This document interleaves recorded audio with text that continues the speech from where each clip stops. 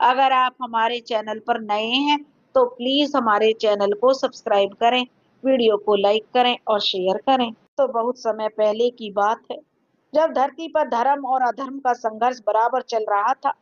मनुष्य के हृदय में पाप बढ़ रहे थे। भगवान शिव की आराधना धीरे धीरे भुलाई जा रही थी। उसी समय हिमालय की गोद में एक छोटा सा राज्य था, गिरधरपुर। वहां के राजा थे राजा सूर्यदेव। बड़े धर्मनिष्ठ, दयालु और न्याय प्रिय थे। उनकी पत्नी थी जो उसका नाम था सुनैना देवी। वो बड़ी ही पतिव्रता और शिव भक्त थी। दोनों पति पत्नी ने जीवन भर किसी का अहित नहीं किया था, लेकिन एक कमी उन्हें हर पल सताती थी। उनके कोई संतान नहीं थी। राजमहल में सब कुछ था, मगर बच्चों की किलकारी नहीं थी। हर कोने में सन्नाटा था। रात में जब महल की छत पर ठंडी हवा बहती तो सुनैना देवी की आंखों में आंसू बहते और वे अक्सर शिवलिंग के सामने बैठकर कहती, हे भोलेनाथ, आप सबको आपने दिया, पर मुझे माँ बनने का सुख क्यों नहीं दिया।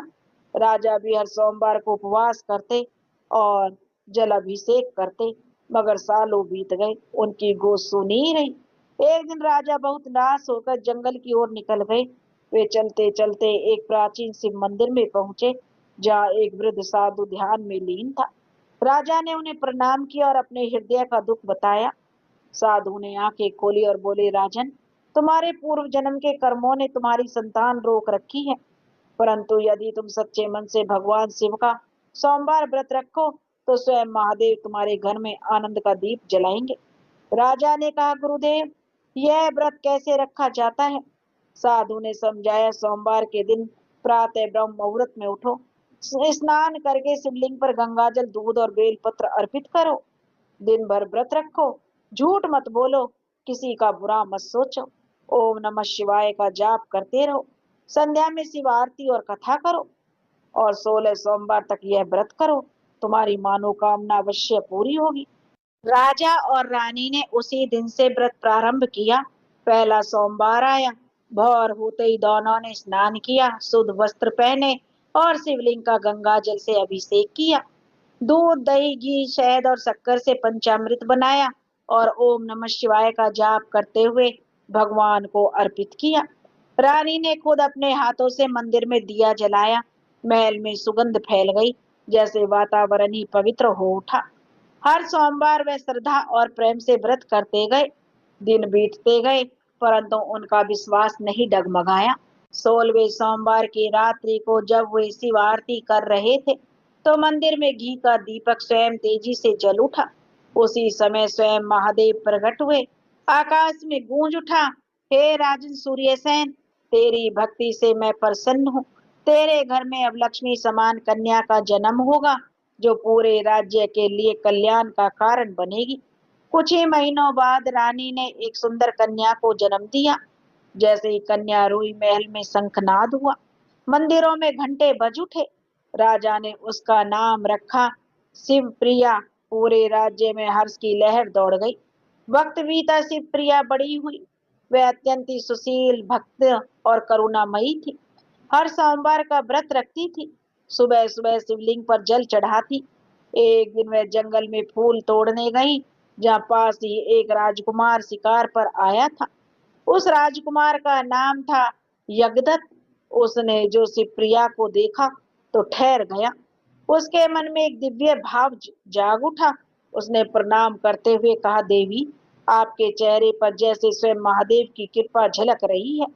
समय बीता, दोनों परिवारों की सहमति से शिवप्रिया और राजकुमार का विवाह हो गया।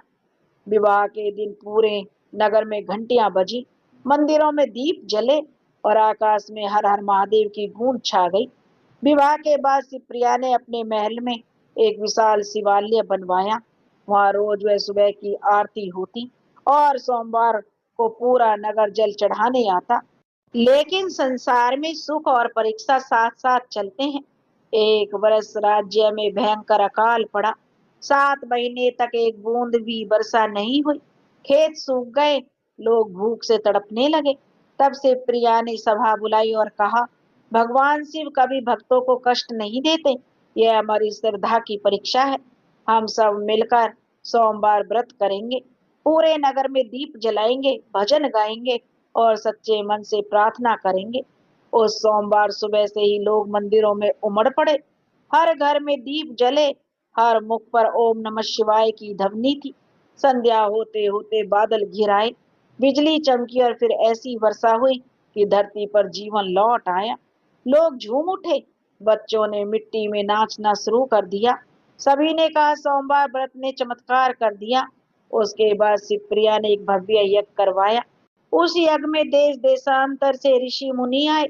उन्होंने कहा, हे राजकुमारी, जो मनुष्य सोमवार व्रत करता है उसके जीवन में कभी दरिद्रता नहीं आती।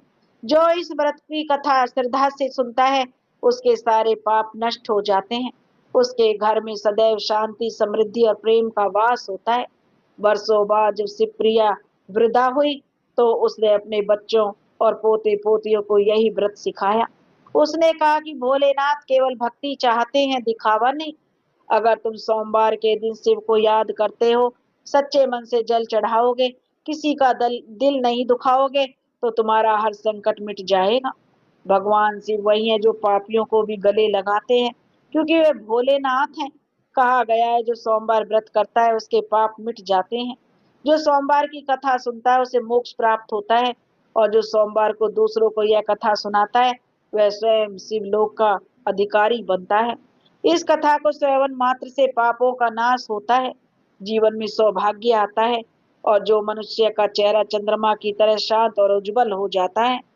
और दोस्तों, जैसे भोलेनाथ ने जो राजकुमारी पर कृपा करी, ऐसे ही जो यह कहानी कह रही हैं और जो यह कहानी सुन रहे हैं, उन पर भी हे भोलेनाथ अपनी कृपा बनाए रखना।